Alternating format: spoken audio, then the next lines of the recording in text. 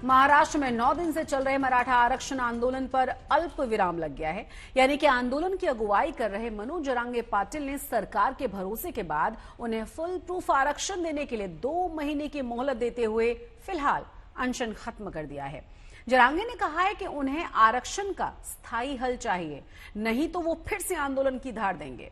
CM Eknath Shinde ने आंदोलन से जुड़े हुए लोगों का आभार भी जताया। उन्होंने कहा कि सरकार ने जनहित का ध्यान रखते हुए बिना किसी ईगो के आंदोलनकारियों को भरोसा दिया है कि वो उन्हें कोई और शिकायत का मौका नहीं देंगे।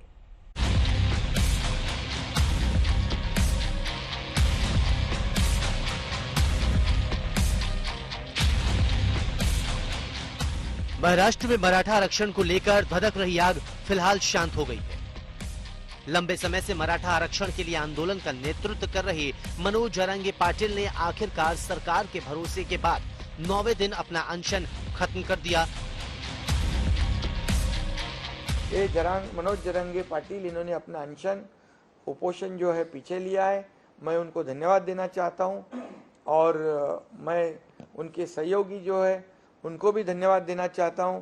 पूरे सकल मराठा समाज को भी धन्यवाद दूंगा क्योंकि सरकार ने जो उनको आह्वान किया था, उनको अनशन पीछे लेने का, आंदोलन का पीछे लेने का आह्वान विनती की थी, इसलिए उनको भी मैं बहुत बहुत धन्यवाद देना चाहता हूँ। और कल जो सर्वपक्षीय सर्वदलीय बैठक हुई उसमें भी एकमत हो गया कि ये सरकार जो कानून के दायरे में बैठने वाला टिकाऊ जो आरक्षण देना है उसके ऊपर एकमत हुआ और मनोज जरांगे पाटिल जी ने आंदोलन पीछे लेना उस पर भी एकमत हुआ है और कानून व्यवस्था राज्य में बनाए रखने की आवश्यकता है इसमें भी एकमत हुआ। इसलिए मैं सभी विपक्ष दलों के नेताओं को भी धन्यवाद देना चाहता हूँ।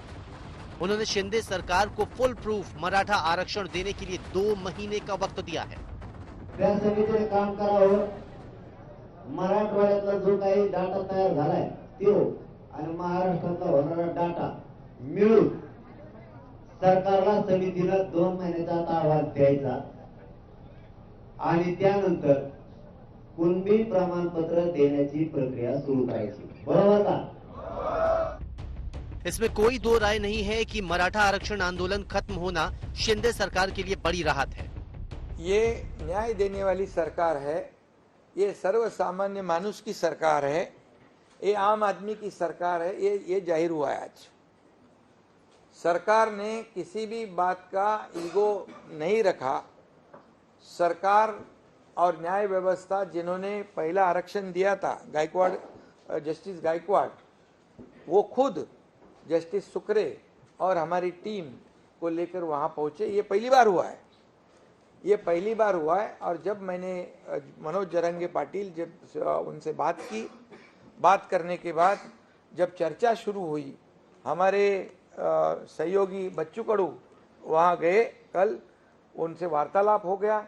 इसके बाद जो जो आवश्यक चीज़ें थी उनको समझने की, कानून के दायरे में क्या हो सकता है, लीगली क्या हो सकता है, इसलिए मैं इनको हमारे जस्टिस गायकवाड़, जस्टिस सुक्रे साहब को और उनके दूसरे हिमांशु सचदेव, इनको धन्यवाद देना चाहता हूं कि हमारी विनती के अनुसार वो वहां पर पहुंचे। ये पहली बार हुआ है। दरअसल मराठा आरक्षण के लिए मनोज जरांगे पाटिल ने 9 दिन से जालना जिले में आमरण अनशन शुरू किया था, लेकिन आज जब सरकार की तरफ से बनी कमेटी ने उनसे मुलाकात कर उनकी सभी मांगे मानने का भरोसा दिया तो उसके बाद मनोज जरांगे ने अनशन खत्म कर दिया। मराठ्यांना आरक्षण मिळेपर्यंत आंदोलन थांबणार नाही, तोपर्यंत मीही माझ्या उंबऱ्याला शिवणार नाही। सण असो नाही तर तिकडे फिना असो काय असो, सगळेजण फक्त साखर उपोषण गावागावात सुरू ठेवा। बाकीचे सगळे आंदोलन सध्या स्थगित करा, स्थगित बंद नाही, स्थगित करा। एवढ्या सध्या घराकडच्या काचा पाचा बोलू।